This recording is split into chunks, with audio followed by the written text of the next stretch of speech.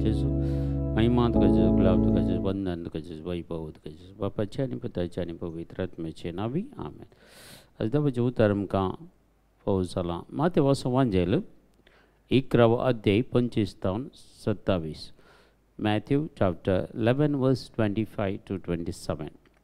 त्यावेळी जेजू म्हणालो, बापा सर्ग संवसाराच्या दनया जाणत्या आनी बुद्धवंतां हांव लिपोवन दवरलेल्यो ह्यो संगती ल्हानांक तुवें उगडापे केल्ले खातीर हांव तुका अर्गां दितां. वय बापा तशें करूंक तुका बरें दिसलें. म्हज्या बापान सर वस्तू म्हजे अधीन दिल्यात. पूण बापा शिवाय पुताक कोणूच वळखना आनी पुता शिवाय आनी जाका पुतान उगडापें करूंक कुशी व्हेल्या ताचे शिवाय बापाकी कोणी वळखना.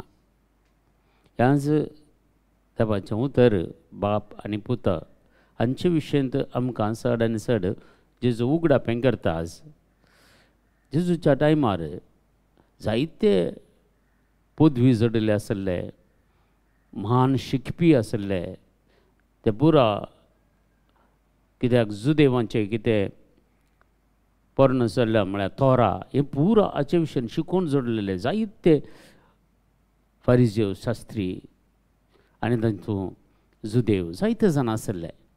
पूण हांकां कोणाकच बापा विशयंत उगडापें जावंक ना. तांचे मुखार जेजू उलयलो पूण तांच्या मोतीक तें गेलें ना. नाजाल्यार जेजूक ते कुर्सार मारते नात. तांकां खंयच्योय संगती समजोवल्या नात. कित्याक ह्या संवसाराच्या अधिपतीन तांच्यो मोती खोड्ड्यो केल्ल्यो देखून ते खंयचीय तांकां भितर गेले ना. पूण ल्हानाक म्हळ्यार जेजू सांगता आसले आपोस्तल तो लोक खंयथान धांवून येतालो जेजूच्या फाटल्यान जायतो तो लोक गूण जातालो. ह्या लोकांक पुरो समजलें जेजूची करचें तीं कामां पळोवन पाती येले. बापाची वळख जाली तांकां जायते जाणांनी. ताचे किवर तें आपोस्तलांक सांगता आपूण जाय तितलें ताणें उगडापें केलें बापा विशयन आनी ताचे विशयन सांगलें तो कितें मुखार जातलो, कितें करतलो आनी ताका कशें कश्ट येतले पुरो संगती ताणें आपोस्तलांक सांगलें. देखून हांगा तो बापाक अर्गां दिता आनी अर्गां दिवच्यो मात्र न्ही, आमकां थोड्यो संगती हांगा उगडापें करता.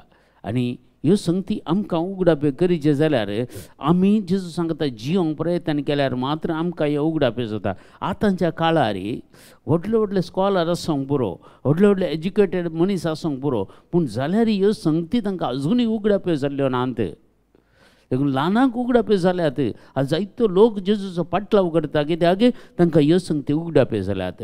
पूण जायतो लोक अजुनूय क्रिस्तांव म्हूण आसलोय लोक सारक्या रितीन ते समजूनय नासतना आज जेजूक कसलें महत्व आमी दिचें म्हणलें कळीत ना. तशें लोक कस्तावन आसा. किर्तनाचो ग्रंथ हांगा एक सांगता 130 आनी 4 अध्यायांत 2 आनी 3 वाक्यान सांगता, पवित्र स्थानांत तुमचे हात उबारा आनी सर्वेस्पराची स्तुती करा. सर्वेस्पर सर्ग आनी संवसाराचो रचणार शिवोनातान तो तुजेर आशिर्वाद घालता. शिवोनातान तो आमचे आशिर्वाद घालता. आमी पवित्र स्थान खंयचें मेसूच्या बलिदानाक येता आसतना आमी त्या तबेर्नाका मुखार त्या आल्तार ती पवित्र होली ऑफ होली बलिदान भेटोवचो जागो. नाजाल्यार पवित्र स्थळ खंयचें सक्रामेंत आराधन खंय चलता सक्रामेंत दवरला ते. नाजाल्यार तुजेंत घरांत तुवें जर मागणें करचें तें कूड थंय जेजू तुका खंडीत एनकावंटर जाता.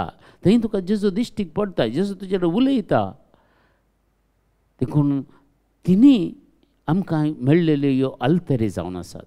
देखून आमी थंय आमच्या पवित्र स्थानांत आमी भितर सरले आमचे हात भावार्थान आनी विश्वासान उबारून देवाची स्तुती करता जाल्यार सर्वेस्पर देव सर्गार तावन आनी सर्ग आनी संवसाराचो रचणार सियोनातावन खंय सर्वेस्पर देव आपली बसका आसा त्या सियोनातावन त्या जाग्यातावन तो आमचेर आशिर्वाद घालता. तेदळ आमकां उगडापें जाता. तुमी पळया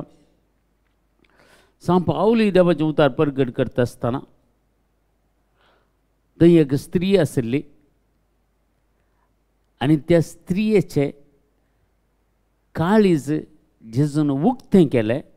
तेन्ना देवाचें उतर तिच्या जिवितांत आयलें, तिका रिवील जालें आनी सांपावलोची फाटलावदार जावन ती सुवार्थेक वेता. देखून ओली मस्त घडितां आमकां धमदत्ताच्या कृत्या पुस्तकांत आनी थोड्या पत्रांनी आमकां सांपावलोच्या पत्रांनी आमकां वाचूंक मेळटात.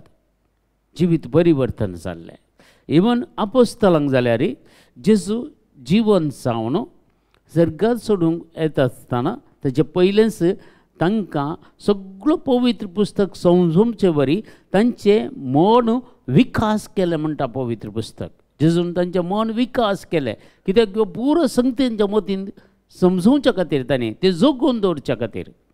आज आमी त्या रितीन मागता जाल्यार खंडीत जावन देवाच्या सांगतपणांत आमी आसां जाल्यार, देवाच्या सांगत आमी जियेता जाल्यार, जेजूची कृपा आनी काकूळट आमचे वर आसा जाल्यार आमकां जायत्यो संगती उगडापे करता. आनी की मस्त रिवील जायनासलेल्यो संगती जायत्यो आसात, उगडापे जायनासल्यो संगती जायत्यो आसात पवित्र पुस्तकांत.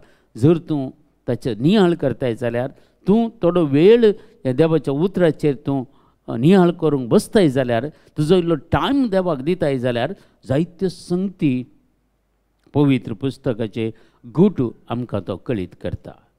देखून आमी पळयता जेरेमिया प्रवादीच्या पुस्तकांत 30 आनी 3 अध्यायांत 3ऱ्या वाक्यांत देव सांगता, तूं उलो मार आनी हांव तुका जाप दितलो. तुका कळीत ना ते वर्ते गूट हांव तुका कळीत करतलो म्हणून बसवणी दिल्ली आसा जेरेमिया 33:3.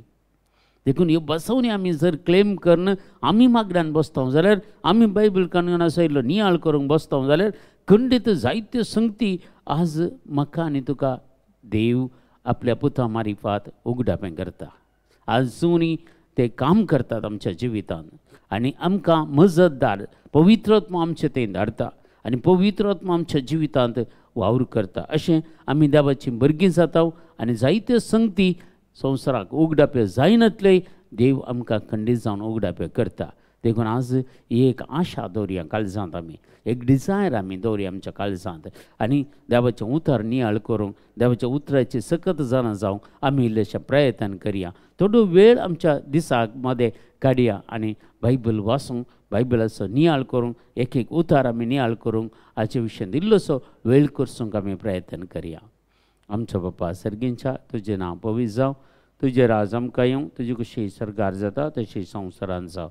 आमचो दिसपरतो ग्रास आज आमकां दी आनी आमी आमचेर सुकलेल्या बक्षिता तशें आमची पातकां बगस आनी आमकां ताळलीन पडोवंक दिवं नाका, पूण वायटांतले आमकां निवार. आमेन. नमान मेरे कृपेन भरलेले सुमितीजे सांगता श्रीमते तूं सदैव आनी सदैव फळ जगशें जेजो भगवंती मरिये देवाचे माय आमा आपल्या खातीर विनयतीकार आदान आमच्या मरणाच्या वेळार. आमेन. महिमा बापा आनी पिता आनी पवित्र आत्म्याक जसो आदी तसो आतां आनी सदां सर्वता. आमेन. तुमकां समेस्तांक देव बरें करूं बरो दीस मागता.